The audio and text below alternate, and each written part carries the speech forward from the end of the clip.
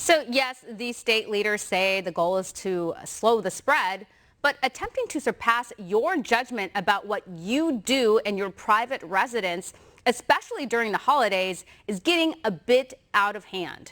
Joining me now from Dallas, Texas, financial expert and co-founder and chief strategist of GDP Advisors, Seth Denson. Seth, it's great to see you. Seth, what do you make of all of this? We see this happening in states across the country. Some of these lawmakers getting ahead of the holidays, telling you what you can and can't do at your home. We've seen more restrictions for businesses, including curfews after 10 p.m. Some states like New York want you to just shut down your business because coronavirus, is on the loose right after 10 p.m. But you're fine before 10 p.m. because that's how it works. Yeah, I think that there's a couple of things to consider here. First is we all do have a responsibility to be diligent, to protect those that need protecting from the coronavirus, to do our part to stop the spread. That said, Democrats, by and large, have long been the party of the government knows better for you than you do. And we're going to make as many decisions as we possibly can for you. They try to do it with taxes, and now they're trying to do it with restrictions. At the end of the day, this is America, and we're free people. And as long as we're diligent and protecting others, we should be free to do what we need to do to live our lives. Yeah. And you look at some of the other countries where they've had these extreme restrictions and lockdowns, and you see that it hasn't really stopped the spread of coronavirus. We've done these restrictions and lockdowns in our country, hasn't really made that big of a difference. And also, like, this whole effort to flatten the curve for 15 days turned into like 8 months of hell.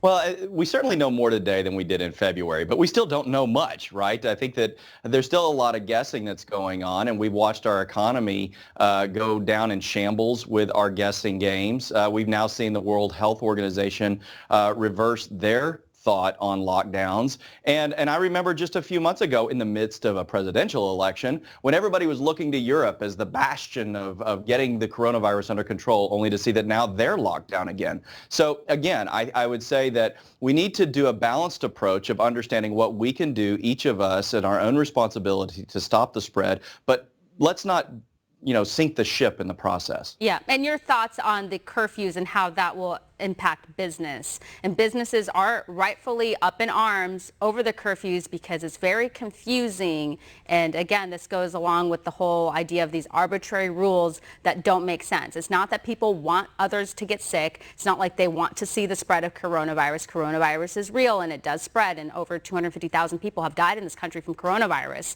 But these rules really make no sense. So your thoughts on businesses and what their next step should be? Well, it's the continued inconsistency, right? We've talked a number of times about the fact that you apparently can't get coronavirus at Walmart, but you can at church.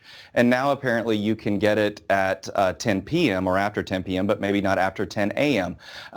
This is a targeted, intentional or not, attack on specifically bars, restaurants, small business owners, and proprietors of those places. And this is a real challenge as we start to think about how do we really move forward in a consistent manner. And that's what's lacking here is consistency. And when it comes to messaging, for example, we heard from Dr. Fauci, who says, oh, well, you've got to cancel Christmas too.